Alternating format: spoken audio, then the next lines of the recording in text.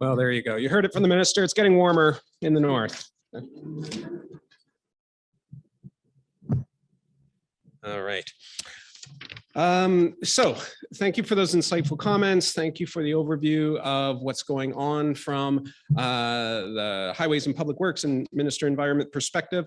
So I think that sets the stage for some of the conversations we're going to have going forward. And our next presentation is a really interesting one.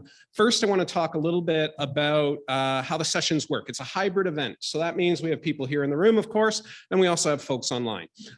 Some of the sessions, you'll have the opportunity to ask questions and to interact with the speakers. So for folks in the room, there will be some microphones and there will be facilitators. For the folks online, there is a chat function. There are people monitoring that chat function. So the questions can be collected there and then relayed to the speaker and we can get a response for you. So that's how that'll work. So now let's move on to our first keynote speaker. I'm really looking forward to this one.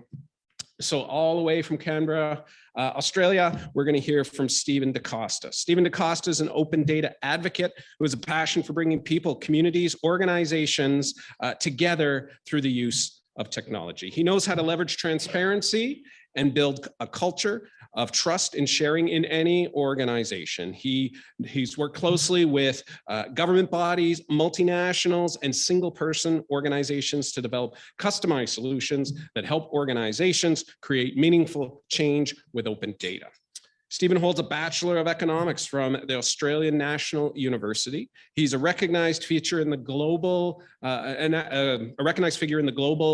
open knowledge and open data movements. He's a co-steward of CKAN, open source project, a former national organizer of govhack.org, and a former board member of Open Knowledge Australia. Stephen's worked in the internet multimedia industry since 1997, since founding Link Digital in 2001. He's focused on strategy and execution of complex digital projects, including the development of community and market opportunities surrounding the public cloud and open data. Stephen's going to talk to us about CKAN, the Comprehensive Knowledge Archive Network. It's a tool often used by public organizations and institutions wanting to share their data with the general public. Please welcome virtually from Australia, so I don't think caught up in the WestJet situation. Please welcome Stephen Costa, broadcasting live from Canberra. Thank you, Mark.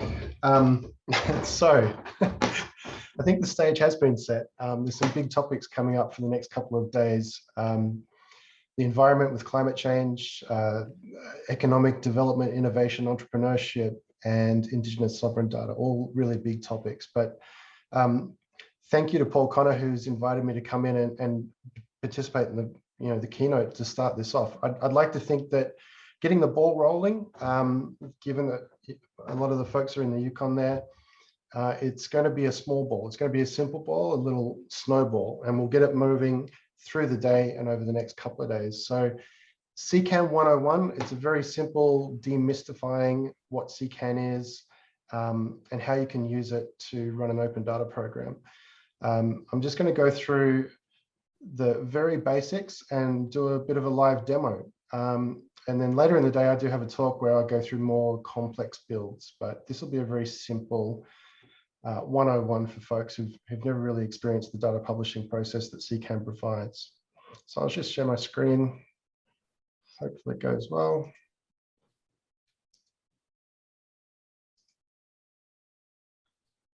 Okay, is that coming up fine for everybody? I'll take that as a thumbs up. Okay, so the goal is basically for folks to learn the fundamentals for running an open data program and working with the CKAN community.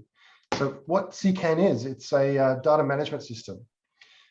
Very similar to a content management system, if you're familiar with things like WordPress or Drupal, creating a web experience using content and some software. It is a DMS, so a data management system. It's basically the same thing for data.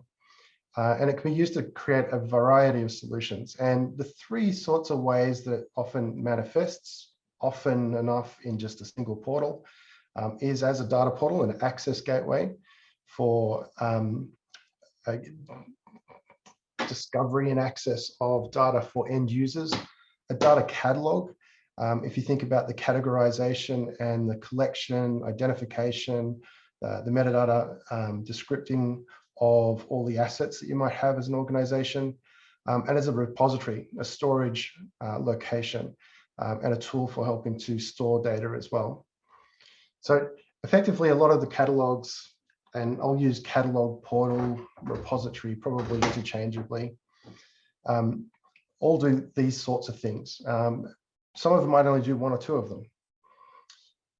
But who uses CKAN? It's been used for quite a number of years now. I think the first lines of code were written about 2006, and it matured through to 2009, and then really took flight from 2009 to 2012. But those three government portals, the Australian government, Canadian government, and the United States government have all been using CKAN since around that time, since around 2010 to 12, I believe. Also, a lot of other organizations still use it in the non-profit sector and increasingly in the enterprise sector as well. So Humanitarian Data Exchange has a really quite exceptional data catalog that they've built using CKAN. Energy Data Service is a newer portal that's built for the energy sector. And National Grid ESO is a similar for UK energy. We have, though, more than 500 other examples catalogued or indexed, I should say, on a simple portal that you can go play with, which is datashades.info. You can go and search by that map and find some data catalogs that are built on CKAN, or you can go to the About section once you go to that site, browse through and explore, and it'll give you a much easier to view listing of the 500 or so catalogs. I think it's about 550 at the moment. It's not automated, it relies on people entering. So if you know of a CKAN catalog and it's not there, just put it in the search bar and then it would start indexing that for you. So for those who haven't worked with the data portal before but are thinking about it or might have a requirement to work in an open data program, there are kind of three things you want it to do for you. One of them is to provide capacity. Now, I've used an illustration there or a graphic there of a warehouse because we often hear about data warehousing, but it kind of just creates this impression of a big empty space. But really, the capacity to provide an open data program is really around all the systems and tools and processes and people and things that are built into that warehousing capability. So you've got the palletized capability, you've got loading docks, you've got the forklifts, you've got the packaging, and obviously you've got everything arranged in a certain order so that you can find it when you need to ship it. And CKAN basically provides that kind of capacity for open data programs as well. And then the other side of the equation there is delivery, customer success, people being happy to get what they want.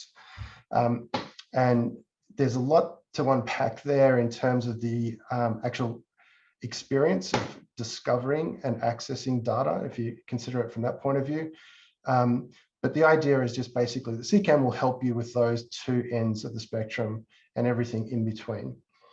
But what you want to do in running an open data program and getting up and running with CKAN is basically you treat it kind of like putting the content together. So the content in the case of something like CKAN, where it's a DMS, a data management system, is the data itself, the data resources like spreadsheets, Excel files, shape files, geospatial type shape files, and the metadata, the data about the data. So as a data publisher or a data curator, administrator of a CKAN platform, you'll be creating data sets, putting the metadata in against those data sets and adding data resources. And I'll be going through that in just a second, but I thought I'd bring this slide up just for reference. So to learn more about CKAN, you can definitely go to ckan.org. That's the project homepage on the internet. And then the project homepage in terms of the code base is github.com/CKAN. And there's pretty good documentation available. And in terms of the co-stewards, there's myself and Rufus Pollock currently. are the co-stewards. We both represent our companies. Rufus is from Dartopian and I'm from Link Digital. So you can email us and we will get back to you. And as part of this 101, if folks want to get their own account on the demo platform that I'll be demonstrating and want to play with it, you can email that steward's address and I'll set up an account for you. I may set up a generic account for a number of people and you can all play and get confused as to why things are popping in, but I can probably set up more than that. Depends on the load and how many people are interested. And that URL, datasheds.info, is there as well. So without further ado, I will go to a demo. CKAN does have demo.ckan.org, so you can go there and you can see the latest build, but it's pretty raw. CKAN out of the box, people expect to sort of, we expect that people will retheme it essentially. So it will look pretty raw. Demo.datashades is the one that I'm going to use. It's got a number of extensions, plugins that have been incorporated into it so that a few things will work that don't typically come just straight out of the box. So in terms of orientation, you've got your Omni search. That's how you search and discover data. There'll be data categories, which are coming from these groups, and a couple of just content type capabilities there as well. But the homepage is customizable. Everything is customizable in terms of the front end. Organizations, the basic paradigm for CKAN is you create an organization, organizations then own data sets. So you'll add data sets against organizations. And then data sets can also be added to groups. So there's kind of two ways to organize. And organizations as well is the way for users to be given privileges against the editing and admin rights and even access rights for private sort of data sets in organizations. So I'm going to go ahead and add an organization just to show you, because it's very, very simple. That's the whole point of demystifying. So we'll call it Canadian Open Data Summit 22.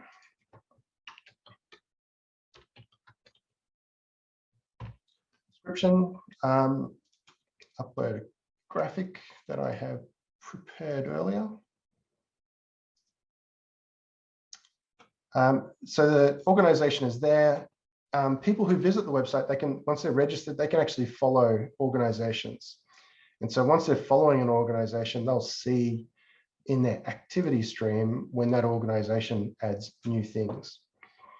That's one of the features. There's a little bit of sort of social interactivity that you can get from connecting into data sets and organizations and groups and such. I'm also going to go ahead and add a group.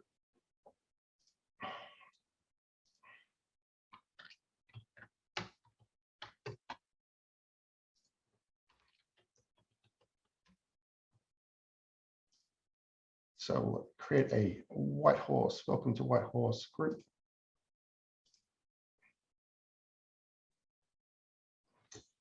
And now that I've added those two, I'm going to go ahead and add an organization.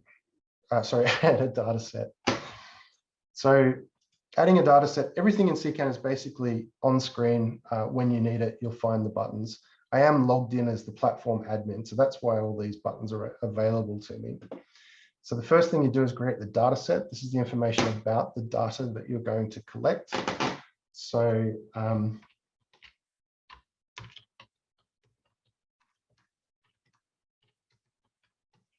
collection of data assets.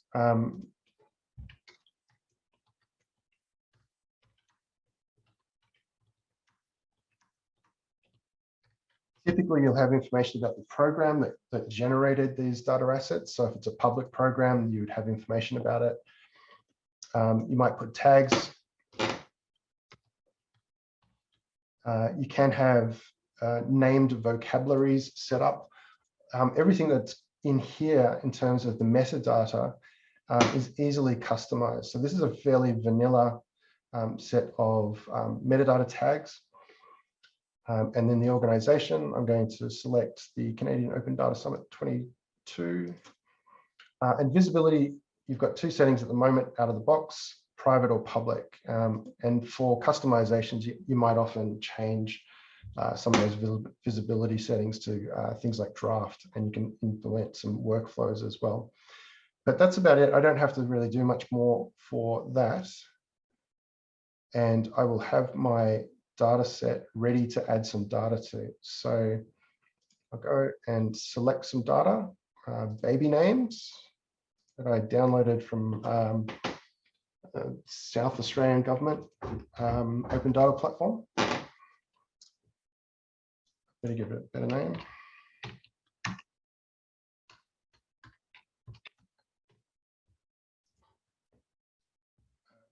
And I think it was from the males. Most common male names in 2022. And I know that this one is a CSV. And I'll just finish that, and that will upload. So basically what it's starting to do is collect my data sets, my data resources against the within this particular data set. So you can see whether or not this is added to a group. So I'm going to actually add this data set to a group, the Whitehorse one. So that'll be collected in that group as well. The data sets themselves will have an activity stream as well. So as you make changes and update the data set metadata, the activity stream will update as well. And once you're on a data set, you can always go back and edit it just by selecting the manage, and you'll be able to go back in and do all that. But once you've got the data set in there, the resource, it will, if you've got everything working properly, there's an extension called Xloader, and it will take that CSV file and it will load it into the Postgres database and then provide that back in a machine readable format. So one of the things about open data is providing machine readable access, not just for the catalog for machines to traverse through it and find data sets and resources, but the resources themselves. So the data store, which is where Xloader puts the data, allows that CSV file to be machine readable down to the row level. So you can use the data store API and actually query that. And that's what this view is essentially doing. It's querying it, and it's providing another thing that CKAN uses, which is called a resource view. So this particular resource view is the tabular resource view. It allows you to also just do some simple graphing. So we can do lines and points. We'll find the names, and then we'll see how many people are most popular. So Oliver is the most popular name in 2022 in South Australia, followed by Noah, Henry, Charlie. So that's the basics of creating an organization, creating a group, creating a data set, adding a resource, and having a look at the view for a resource. There are a couple other things that you can do with CKAN in terms of just its basic configuration. So out of the box, again, you can change the information that goes into the about page, the intro texts. In this particular implementation, we have some theming, so you can change the theme to change the color scheme. You can also change the logo, which is appearing at the top and the bottom. So these sorts of things are easily customizable simply because CKAN is entirely open source. There's a very active community behind it, and there's lots of different extensions that you can apply to it as well. So there's theming extensions in terms of the look and feel, there's workflow extensions. There are extensions that really improve the, I guess its performance as an open data platform, like the way that the data can be accessible or made accessible, and its integration with other systems. So I often talk about it from the point of view of inbound logistics, bringing data into the catalog, and outbound logistics, making the data accessible and viewable in terms of visualizations and such. Another aspect of that would be harvesters. So harvesters are a way to set up automated ingests of data from other platforms. So in this platform, we're originally working on a bunch of different harvesters from other open data catalog platforms. So DCAN, Junar, ArcGIS, Open Data Soft, Socrata, and CKAN as well. There's nothing scary about a harvester. If you have a little bit of technical knowledge, you can write your own harvester. It is essentially just a Python script. And once installed, you can reuse that harvester with configuration. So if I wanted to set up a new harvester, I could point to a URL of an external data catalog. In this case, it would be a CKAN one. Give it a title, give it a description, go through some configuration options in terms of how often I want this harvest to run. And that is one of the kind of out of the box most powerful tools that CKAN provides to folks who are wanting to set up more automation. Advanced users will set up custom harvesters that might be pulling data from different information management systems as well. So going back, so our collection of data assets and our baby names. Another key thing is that once the data is ingested into data store, then the data API itself is also available. So if we wanted to query the first 5 results, this is going straight to the API. And this is essentially, the machine readability component of the data catalog. This is what makes it open and accessible for that interoperability. And the entire catalog is traversable. The documentation has basically all of the methods available. So that's basically the whole catalog as an extract.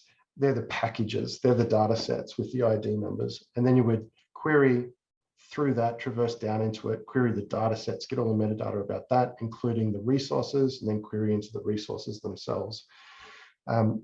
So if you're wanting to set up an open data program and you want to get that sort of gold standard in terms of accessibility for all of the tick points that you want for an open data program, then CKAN is a really good out of the box, easy platform to choose. That actually is the entirety of my presentation. I just wanted to allow people to get a very first look at CKAN. I know there's a lot of folks in the audience that would be quite advanced in terms of their exposure to open data programs. They're probably users of open data catalogs themselves or are managing open data catalogs.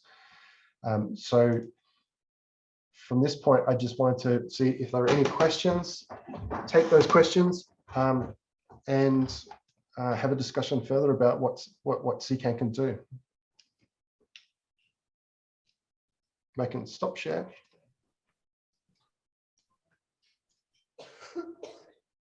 So we're shop's open for questions for Stephen. If you have a question, you can make your way to the microphone. If you're in the chat, you can type them in there and they will get relayed through. So we can do that. We in the Yukon use a thing called DCAN, which is sort of the cousin to CKAN. It's the Drupal version. And I got to say, some of the automation aspects of this are very interesting to me because that is a big challenge, getting the data sets in and doing that harvesting function. I'd also say the ability, the flexibility around open source to sort of mold the software to what you need it to do. You always end up with policies or particular constraints around your deployment. And we found using open source for open data has given us the most flexibility, just the way that stuff is built. Your options for integration and kind of making it work in your environment, especially if you have a multi-vendor environment, you need to do some integration. Your chances of pulling that off with an open source program project are much, much higher in our experience than if you go with some kind of proprietary equivalent. I do see Paul at the microphone. You have a question, sir. I apologize if this has already been discussed, but is there like a technical support line for this that you could subscribe to, like pay for, to get, more in-depth help if you encounter or want to go farther with it? Yeah, definitely. So there's community support. So if you go to CKAN.org, you'll find that there is community support. The technical team meet twice a week. So the core technical team basically review pull requests. They work on code reviews, and they work towards packaging up new releases, patch releases in particular, for security vulnerabilities and anything else that needs to be patched. So there is that channel as such. A lot of the support, however, is actually done on Gitter, which is like a chat system that's attached to the GitHub user accounts. So you'll find a lot of the core tech team members there, and other advanced users will be there. So it's a best effort community support. You won't necessarily always get an answer, or the depth of answer that you need may not always appear. Typically, people will be pointing you towards where you can find your answers in the documentation. Aside from that, there are obviously vendors like my company, Link Digital, Datopian, Deralinks in Ireland, Kataro, and I think they're based in Macedonia. There's a range of companies that do provide CKAN services, or at least open data and open source type services, inclusive of CKAN services. So there is support available. And the other thing is, it's been around for quite a long time. So you'll also find there are individuals, like freelancer type folks, that might be able to support and provide some advice as well. That's great. Thank you very much. We'll go to the second microphone in the room. Yes, sir. Hello. Yeah. So I was curious, about the amount of data that you're allowed to store as an organization. And then I know it's about open data, but I was also curious for things like sensitive community data, if it's possible to store large data sets of community data so that they can kind of have it in a safe place and access it themselves, but have it be kind of secured away from the rest of the world. Yeah, absolutely. So there are certainly ways and means in a solution architecture to provide the level of security that you want. So some of the projects that we work on for government, they might have an internal asset register, a CKAN deployment that is within a secured network zone. And that would only have network level access to staff who are maybe even logging in via terminals that have to be within the organization's network, for example. Now, the data itself can be on a different network level as well. So you imagine you're just doing your curation of metadata at the data set level. You'll identify resources, and this is just assuming user interface based management. You can do all of that internal to your organization, and then you can set up a publishing, effectively a syndication to then a public CKAN portal.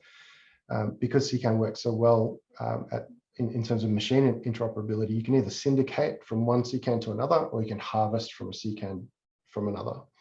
So either a push or a pull type mechanism. And then if you have even more concerns about the data itself, you can have other checks and balances, kind of like a customs card. You wouldn't be allowed out of the country or into a country unless you ticked all these certain boxes. So the governance methods that an organization wants to put across its data can be implemented as a gap between the curation of data sets and the actual publishing act, the technical publishing act. But it's all down to the solution architecture, yeah.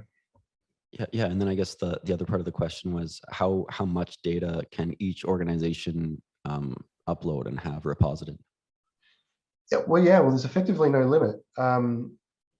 There were some slowdowns in terms of the code base in the past, and then the team went through a 1 million data sets project to improve some of the queries, and not stored queries, but the queries in the general code and data sort of access framework. And that was largely successful. So we do have CKAN implementations where there's, I think, 1.5 million data sets. And the resources themselves are also quite numerous. Awesome, thank you. That's great. We have a couple of more questions. I'll go back to Mike 1. I see Dave Rogers, our web architect here at UConn. Go ahead, sir. I'm going to Freddie Mercury it here. I was going to ask, does CKAN or any of its plugins have technical features or guidance for the life cycle of data sets? So versioning, maybe sunsetting data sets that no longer are active, anything like that? Yes, there was an inbuilt versioning system in terms of metadata changes, but you have to imagine, so if you've got a data resource itself, there are two ways to have a data resource identified as CKAN. It can either be uploaded, so it might be cloud storage on Amazon or Azure or elsewhere, or it might be attached storage, or it can be an external link. It can just point to an external location. So in those cases, when a data resource itself, like a blob type resource, is externally referenced, the CKAN catalog won't necessarily know if and when that resource is changed. And there are cases when you're cataloging something which is kind of an active endpoint. It can be like an endpoint that is expected to be somewhat ephemeral in what it holds, but your metadata description is describing the fact that it exists and it has this purpose, and people can use it for this outcome. So the versioning would be part of the solution architecture and meeting the requirements of the organization. But there's potential complexity there. One thing I would say is that the kind of legacy of CKAN is coming from open government data for jurisdictions, and it kind of cut its teeth on big jurisdictional data projects like data.gov and the Canadian and the Australian. And in those contexts, it's large collections, heterogeneous data assets, like very, very different data assets from very, very different types of organizations. So it's kind of a relatively light touch as a data management platform around a number of the aspects you might expect for something like a data warehouse system. But it is evolving across different implementations in lots of different ways. So what I'd say there is that the appropriation of CKAN into different contexts is expanding its use cases, and lots of different extensions do exist to meet those different use cases. Thanks. Yeah. All right, just for time here, we're going to go to the last question, and then we'll go into our wrap. Thank you, sir. Please go ahead. Yeah, I was just wondering, you had mentioned at the beginning of your presentation that the Canadian federal government was one of the users of CKAN, and I'm just wondering if you happen to have any examples of either departments or programs with the federal government that has been using this platform for their data. Yeah. So Open Canada, the federal open data catalog is based on CKAN. Okay, thank you. And like Ontario and Manitoba, oh no, sorry, I was going to say Manitoba, Montreal, so city states, and our company's also built a project called CanWin, the Canadian Watershed Information Network, that is based on CKAN as well. But CKAN in Canada is being used for the last 10 years essentially. And the Canadian government was a really big sponsor of CKAN as well in its early days, and continues to be as well.